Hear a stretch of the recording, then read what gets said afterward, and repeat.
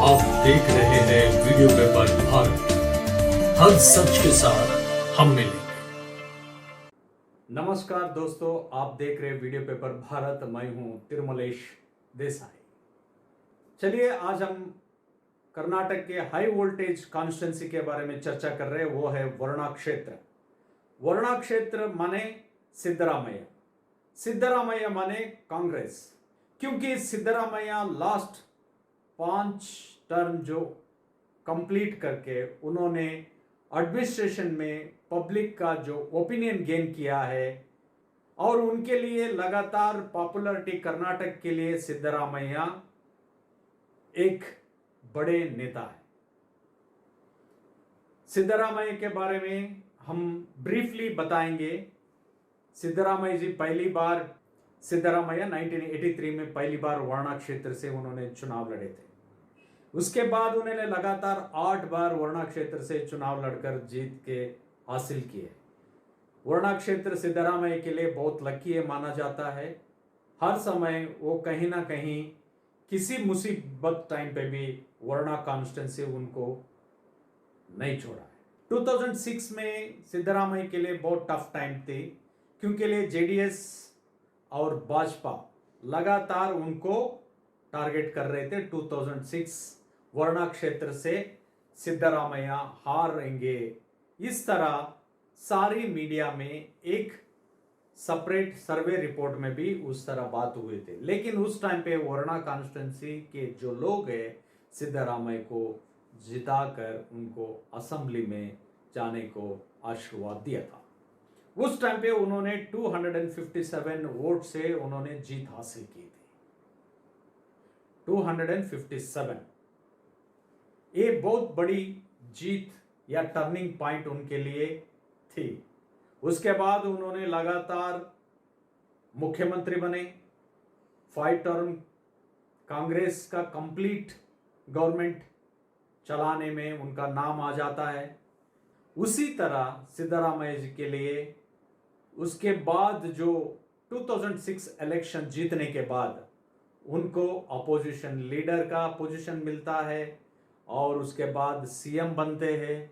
उनका political career growth शुरू हो जाता है, यानी कि ग्रोथ यानी कि एक turning point, luck turning point उनके लिए बहुत इजीली हो जाता है। इसीलिए वर्णा क्षेत्र सिद्धरामैया के लिए बहुत इंपॉर्टेंट है।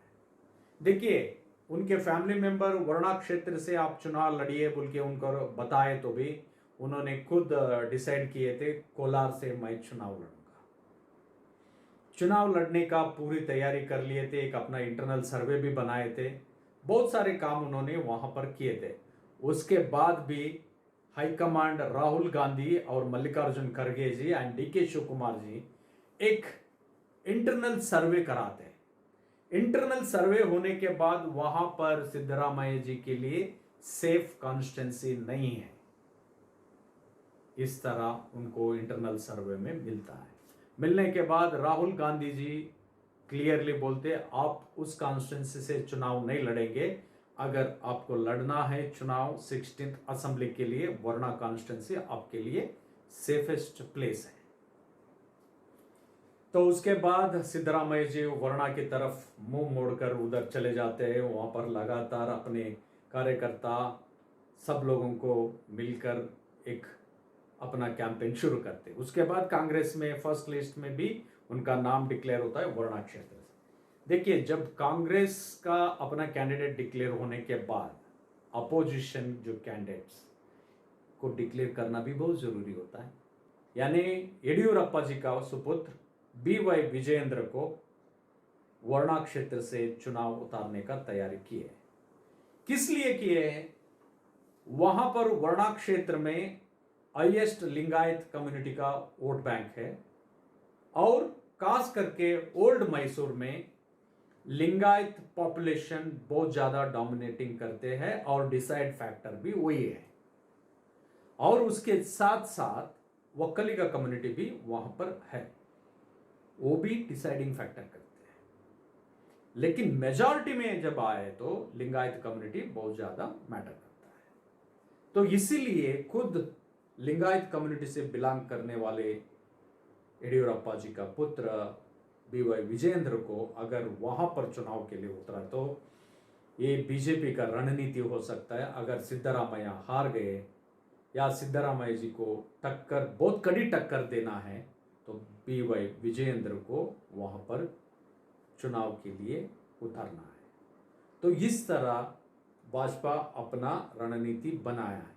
देखिए, पहली बार BY विजेंद्र असेंबली कॉन्स्टिट्यूंसी के लिए चुनाव लड़ रहे हैं, उनको कोई पहला एक्सपीरियंस नहीं है।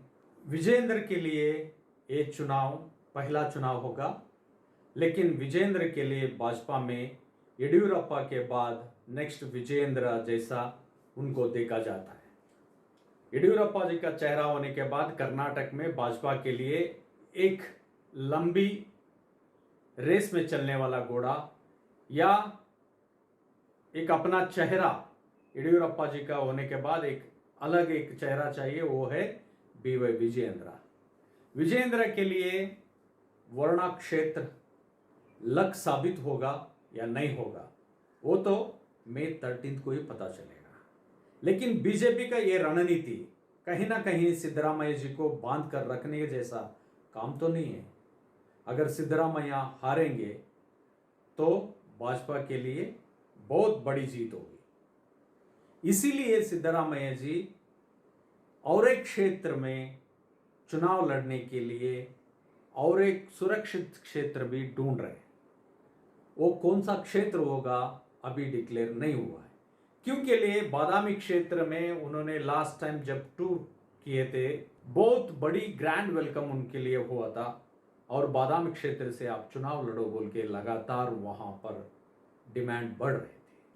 वर्णा क्षेत्र से जो लास्ट टर्म इलेक्शन में जीते थे डॉक्टर यतींद्र जो है सिद्धरामैया जी का सुपुत्र है, उनका कोई पॉलिटिकल बैकग्राउंड नहीं था।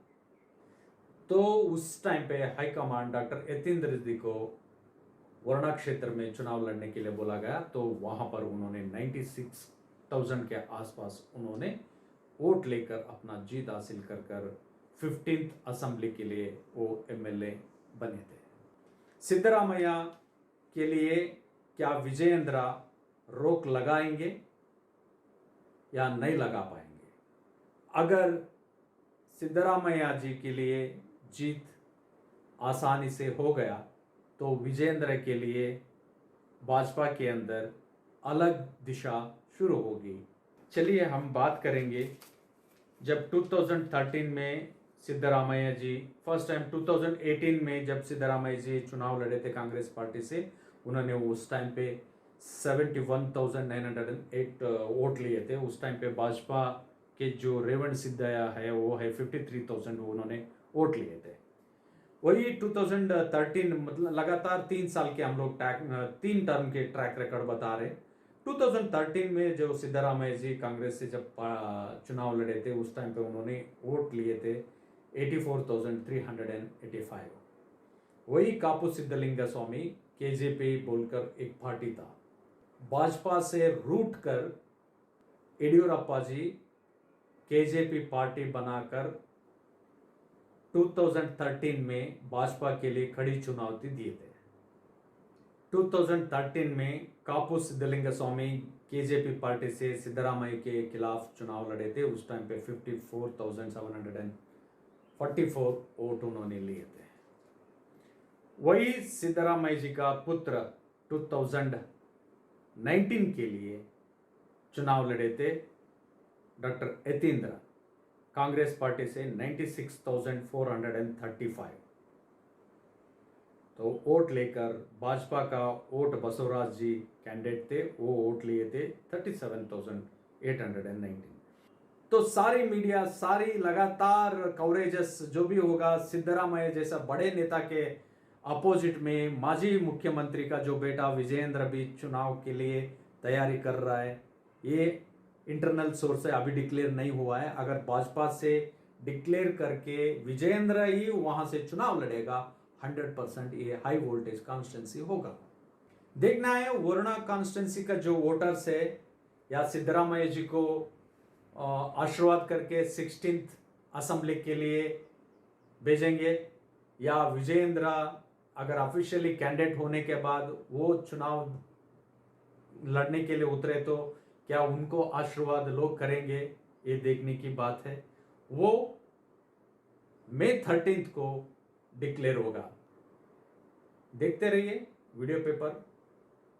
अगर आप हमारा चैनल सब्सक्राइब नहीं किया तो सब्सक्राइब कीजिए, बेल आइकन प्रेस करना ना भूलेगा।